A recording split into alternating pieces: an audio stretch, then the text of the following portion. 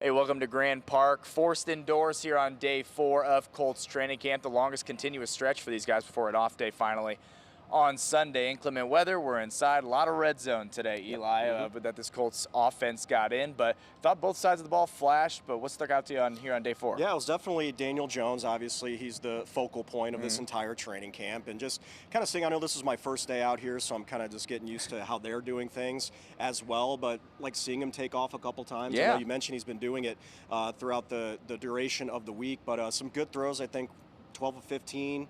Yeah. A couple touchdowns thrown in there. Nice throw to Tyler Warren, I think, is the one that stands out the most. Yeah. Athletic, just freak of nature that is Tyler Warren. So, yeah, just one of those things where you tighten the things up, and he was able to find some windows. And so Riley Leonard got a couple deep shots in there as well. Yeah, he did. And, every single day, Daniel Jones doing more out of the pocket, too, which is nice to see. Alie-Cox telling us, here in just a second after practice, that I think it's a sigh of relief not only for his teammates, but for Daniel Jones. Oh, yeah. It's the mental hurdle of, okay, I can – jerk, get out and run, and everything's going to be fine. And he can do it, and that's why he's worked so hard to get himself ready for training camp. Defensively, now this is something that's kind of stuck out all camp, but what do you make of the secondary? Because I tell you what, Sauce Gardner made a couple plays. Justin Wally continues to flash. Some coverage sacks, too, in 7-on-7 periods. It feels like the secondary's won this first 4 days of camp. Yeah, it's one of those things, too, where it's like you have these secondary guys with Sauce and Mooney on the other side. They're glue guys when they protect. So they were all over the receivers, don't get me wrong.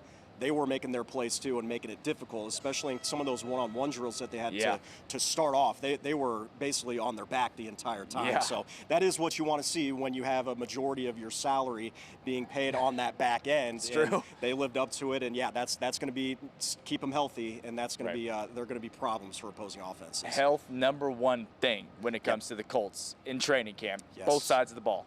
Got to stay healthy. And so far, so good here at Colts training camp. But we got a chance to hear from Quenton Nelson, Alie-Cox, Nick Westbrook-Ikhine, and Tuimoloau after practice. That was pretty good. Yeah. That's pretty good. After practice, these guys had a lot of good stuff to say. Take a listen. Daniel, just his growth, his bounce back, and the way he looks so far. Yeah, I mean, he's been incredible. He's back like he's never left, and he just works so hard to get here, and it's been awesome to see. How much more different, or I guess better, does it feel just going to year 2, knowing you already know who he is, personality-wise, work-wise, compared to last year? Feels great. Quenton, it's been noted and it's evident the work that he had to put in the last 8 months to get to this point. What's something that you maybe learned about him and the way he attacked the process that maybe you didn't know when you were working with him? Yeah, I mean, he's always been a hard worker. First one in, last one out. But I think he really enjoys the work that he does to be the best quarterback he can be. This was a totally new challenge for him where, it's work that you don't want to do. He's waking up super early, rehabbing, and then late at night rehabbing. And it's tedious work that you got to do every day that he did. And we just appreciate him a ton. How much have you guys benefited from another year of continuity with that offensive line?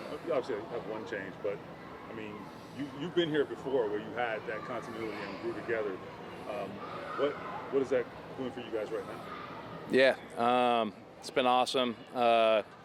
Feel like we've had a good 4 days and stuff to improve on.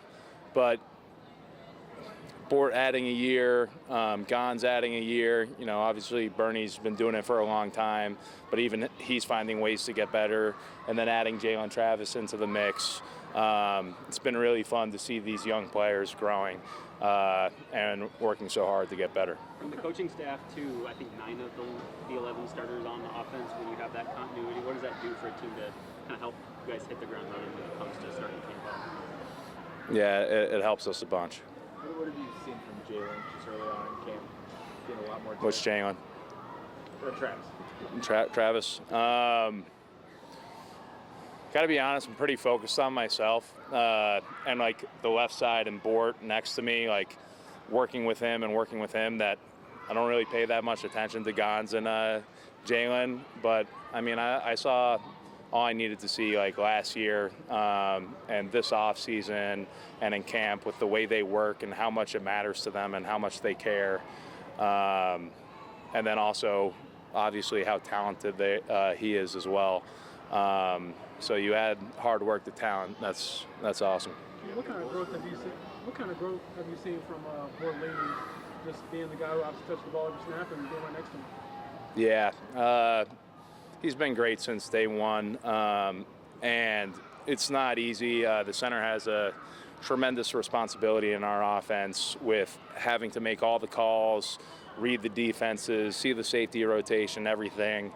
And, I mean, he's just taken the bull by the horns, and he's gotten better every year when it comes to that, to the point where he's able to check protections. And having a center like that who's that smart and then also, again, that talented and able to run the way he can and also get movement is awesome. Quenton, I mean, I know you're a very diligent worker, and like a lot of the work is not always physical, right? It's the mental part of the game. How have you sort of maybe grown in that regard over the years, just to kind of learn to work smarter, or I don't know, just kind of prepare better? Yeah, it's definitely important to work as efficient as you can and like work smarter while also working hard. But that's just something you grow at as a player, and you learn from older guys from a young age. I was lucky enough to play with some great players that were able to teach me how to do that. So. I know you mentioned in the spring that you wanted to leave the contract sale to your agent, but have you had any more discussions about your contract, which you wanted to get someone done before the season starts? I haven't had any discussions. That's not up to me. And, yeah, I'm just really thankful to be here, excited for this year, and love this team, love my teammates. Last question here, Kevin. How different will Monday be, just putting the pads on, and when you compare that to week one versus now, getting into the more padded practices? Compare it to week one this week, Yeah. That we just had? Yeah, it'll be more physical. When you put the pads on, you'll hear a lot more banging out there. And it's just even more like football, being able to grab on to those shoulder blades a lineman never grabbed. We just put our hands on. And, but we love it when the pads come on. You callous your body, you get sore from all the hits you take and all the hits you give. And it's fun. Having those shoulder pads on, these helmets on, I feel like is what makes the game fun, because you could just play with reckless abandon and come off the ball hard. And yeah. To show that you're headed in the right direction. Just when we get down there executing positive plays, no negatives, and when teams come out there and play us too high, being able to run the ball down their throats, and they play us man, just winning our one-on-ones. 4 practices in, what have you seen from Daniel? He looks like he never got hurt. I mean, you see he's throwing dimes left and right on the field, getting out the pocket, scrambling, and different things like that. And I think his confidence is building more and more every day. And when we put the pads on, I think it'll just take it to another level. From a chemistry standpoint, how has that evolved from year 1 to year 2 with Daniel? It's light and day from last year, because, last year him and AR were splitting the ones reps. So this year coming in, he knows it's his team. We just went down to Florida a couple of weeks ago. The whole offense went down there and threw. He got us all together down there at IMG, so we built some chemistry down there. So coming into camp, it's like we never lost a step. He's taken off to run probably 4 or 5 times now at this point this week. Does that give you guys a sigh of relief?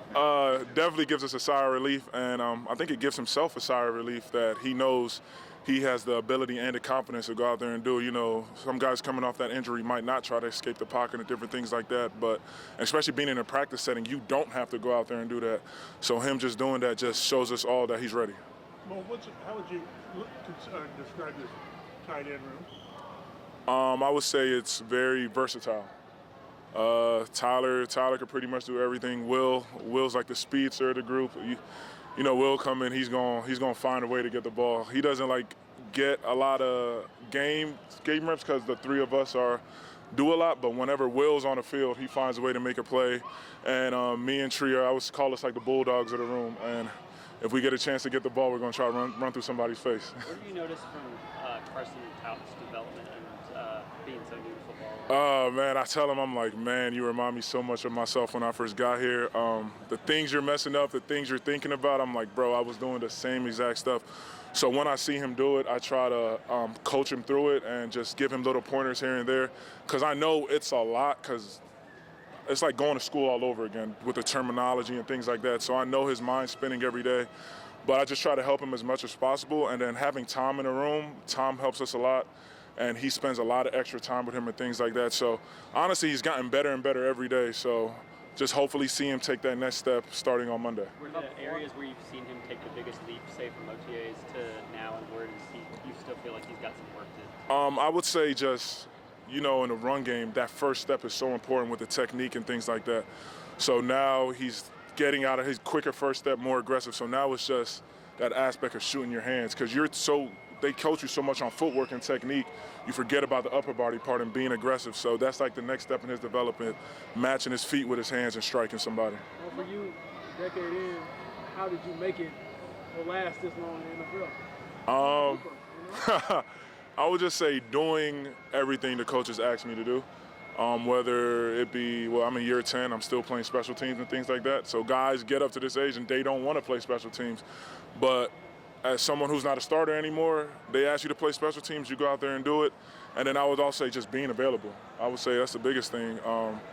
Being available, and when my number's called, going out there and doing what I'm asked to do.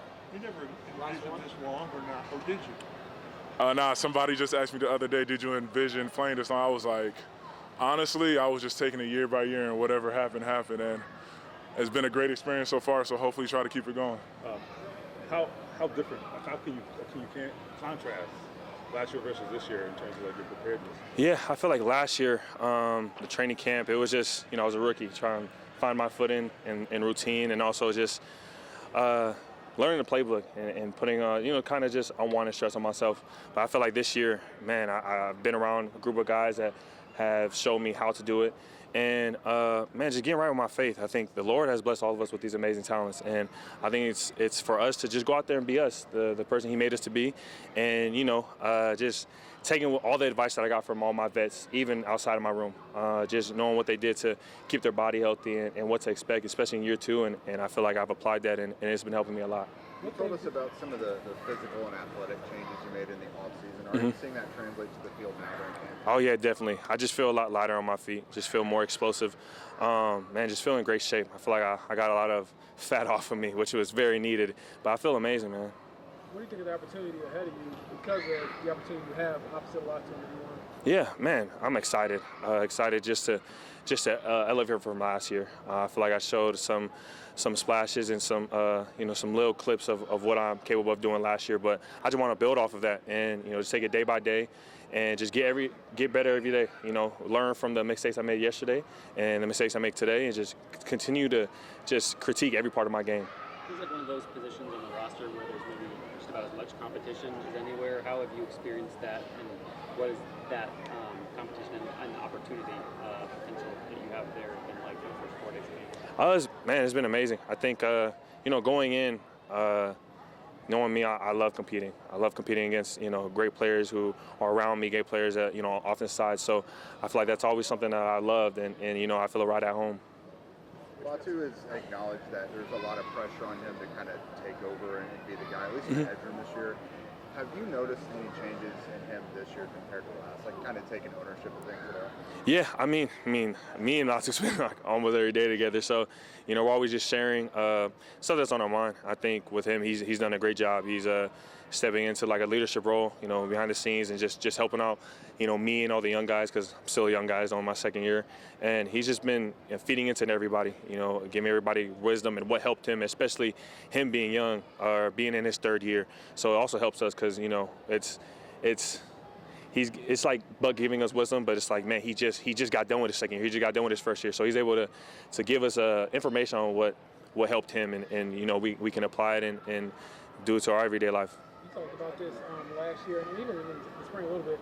Mentally, how did you deal with, I'm a second-round pick, expectations might have been this, but I'm not playing as much as I wanted to. How do you square all that away and just mentally prepare yourself for another season? Yeah, I'd be lying if I say it wasn't tough mentally, but for me, I lean on my faith heavy. I know that my Lord and Savior Christ is in him, and he's everything that he's brought me out of the slums. He's brought me in from the darkest rooms, darkest places, and once I lean on him, I understand, like, man, I'm performing for him. I'm not performing for the outside noise. It's a one-man audience, and I'm just trying to be, who he called me to be every single day.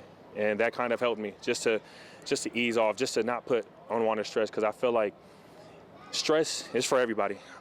Stress and the things that make you overthink that takes away your joy is not from him.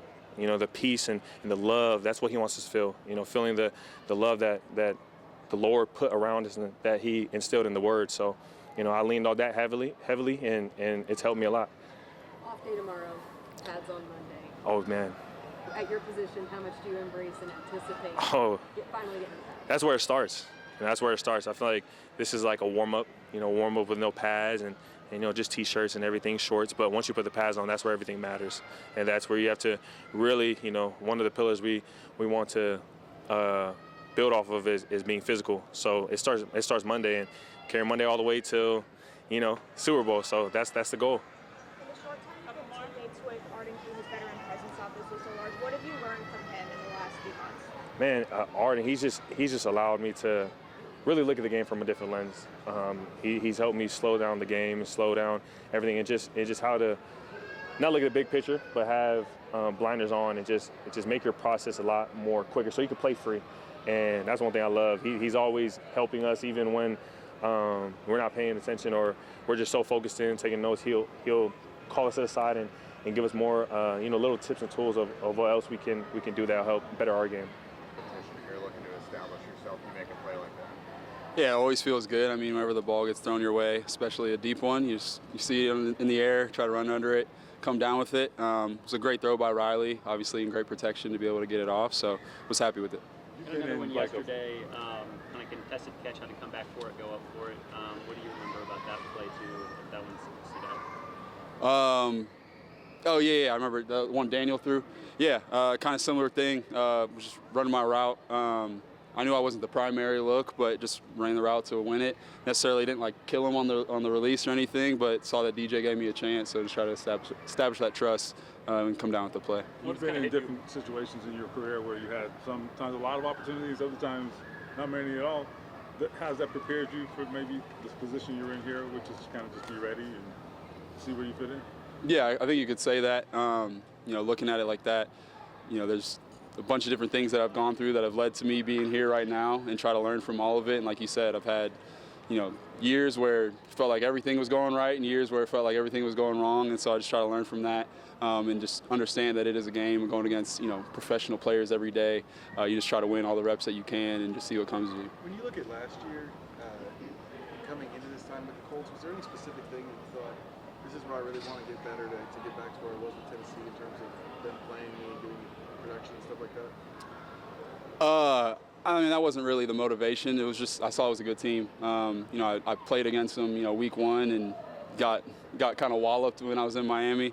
So I saw that and then watched, those first 8 weeks and was watching throughout the season and just understanding, the organization I always had respect for. So that was kind of more the motivation. Did you learn anything about what they needed from you just in the spring and with OTAs and everything? Oh, a little bit. I mean, understand I'm a bigger body receiver. Just go out, play big. Establish yourself in the run game, do the dirty work. That's kind of what I've always hung my hat on and how I've carved out a career so far in the NFL. So, my thought is, if that's what's got me to this position, just continue to try to do that well. When you look at the wide receiver room as a whole, obviously there's some opportunity there. How have you all pushed each other while also maintaining that camaraderie?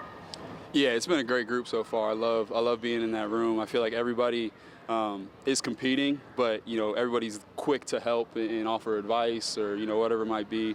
Lend an extra hand, extra time, studying, whatever it might be, to push each other to get better. So it's been a great room so far. You've been in the league a while now, but how does going to a coach like Reggie Wayne, how has he kind of helped take your game up if you felt he has so far? Yeah, I mean, I just appreciate how he shoots it straight, and obviously I have all the respect for him. I understand and watching him, when I was growing up and the type of player that he is, I take everything that he has to say coaching-wise to heart because I know that it works. So it's huge just having that veteran presence and a guy that's done it before. You mentioned a couple more that you're around talent-wise, skill set-wise in your wide receiver room. Who have you benefited, or where have you benefited the most from the guys that you're using? Yeah, honestly, Alec's been a huge guy for me so far. Obviously he's not out there, but usually, on the sideline watching practice, he's in my ear, whether it's with a coaching point or encouragement. He's been a guy that with what he can do right now, he's making the most of it. You mentioned that blocking earlier, just being versatile and doing it. I mean, how did you get that mentality pretty early on, and how has that served you well? Particularly the blocking in a place like this with JT. Yeah, I mean, early on, you know, my first few years, we had Derek. So you hand him the ball 30, 40 times and something good's going to happen. And it's the same thing here with JT. So that's something you definitely got to take pride in. I kind of always have as a receiver, try to take pride in blocking.